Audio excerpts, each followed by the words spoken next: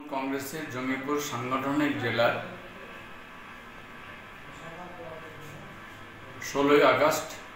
2021 সালে তা আমাদের রাজ্য নেতৃত্ব ঘোষিত করে এবং আমরা 2021-এ খুব উল্লেখযোগ্যভাবে আমরা সাফল্য লাভ করেছি, যাতে 9টি বিধানসভার মধ্যে 9টি বিধানসভায় আমরা তৃণমূল কংগ্রেসের পক্ষে আমরা নিয়ে আসতে পেরেছিলাম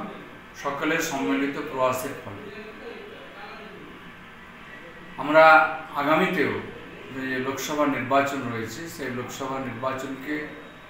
আমরা সফল করার উদ্দেশ্যে আমরা আমাদের যে পার্টির যিনি ফাউন্ডার এলাকায় ফুরকান আলী সাহেবকে আমরা সাংগঠনিক যে জেলা কমিটি সেই জেলা কমিটিতে তিনাকে অন্তর্ভুক্ত করা হচ্ছে এবং তিনাকে এই জেলা কমিটিতে ভাইস প্রেসিডেন্ট হিসাবে আমরা নিচ্ছি এবং তিনি আগামী বলতে পারা যায় আজ থেকে তিনি ভাইস প্রেসিডেন্টের জায়গায় এসে তিনি জেলা কমিটিকে তিনি মজবুত করবেন এবং জেলা পার্টিকেও মজবুত করবেন।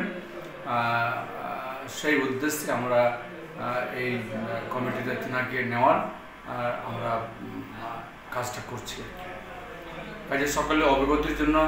আমি জানিয়ে রাখলাম যে ফুরকান সাহেবকে জঙ্গিপুর সাংগঠনিক জেলা কমিটিতে অন্তর্ভুক্ত করা হলো ভাইস প্রেসিডেন্ট হিসেবে।